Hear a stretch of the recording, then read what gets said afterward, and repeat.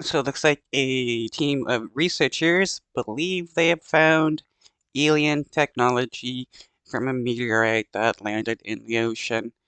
Uh, it's highly doubtful that it actually is alien technology.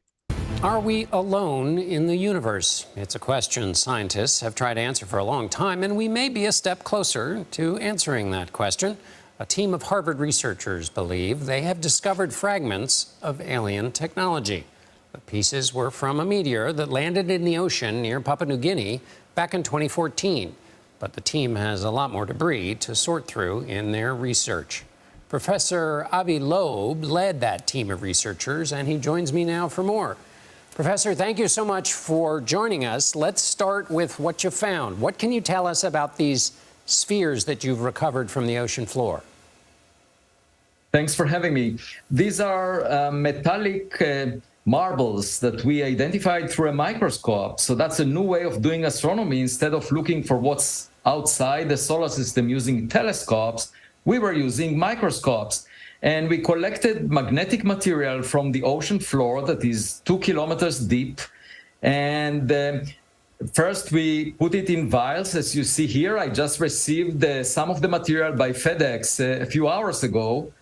And then we filtered out the tiny particles that are volcanic ash, and we were left with particles that are 0.5 millimeter in size. We look at them through the microscope, and we saw that they are spherical. These are called spherules, which are the melted droplets from the surface of the object, which moved too fast to be bound to the sun. It came from interstellar space. It's the first time that humans put their hands on material from a large object that entered the solar system from outside. Wait, we've dealt with meteorites and stuff many times before. This ain't the first time humans have touched an object from outer space. Like, what is he talking about? And, like, what proves that these spheres are, like, alien technology?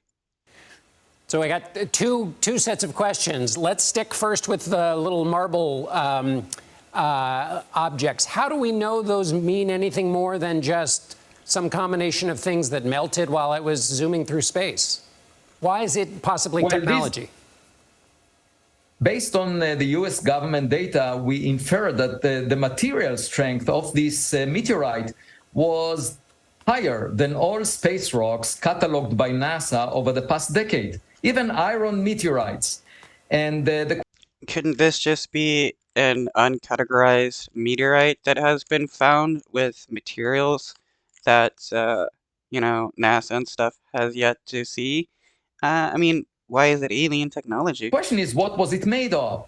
And perhaps it formed in some natural environment that is different from a planetary system like the solar system, but perhaps also it is technological in origin. A spacecraft like Voyager, imagine Voyager 1 billion years from now going to interstellar space and colliding with a planet and burning up in the atmosphere of the planet as a meteor. That's a possibility. This object was moving faster than 95% of all stars in the vicinity of the sun. And so we decided to go out and check any leftovers from that meteor explosion, and we found it. So now we're planning to analyze it at Harvard University and figure out. If it was a satellite that crashed into the Earth, wouldn't there be more debris than just like rocky material and stuff? What it was made of. And now the other question, which is, we don't exactly get things arriving from other solar systems that often, right? Help us understand how big a deal it is, and is that why it's called Interstellar Meteor 1? Because there isn't one before it.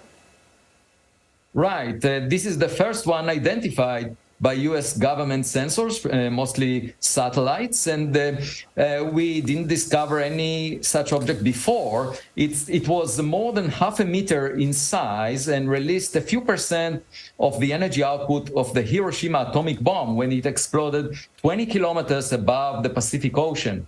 And we were able to localize the path of the meteor. We found these spherules, droplets that were melted off its surface where we expected. They were concentrated in that region. And the hope is that we can infer whether it was artificial in origin, because just imagine semiconductors being melted the droplets will include a much higher abundance of rare elements that are not found in such concentrations in nature. Professor Avi Loeb, fascinating. Good luck with your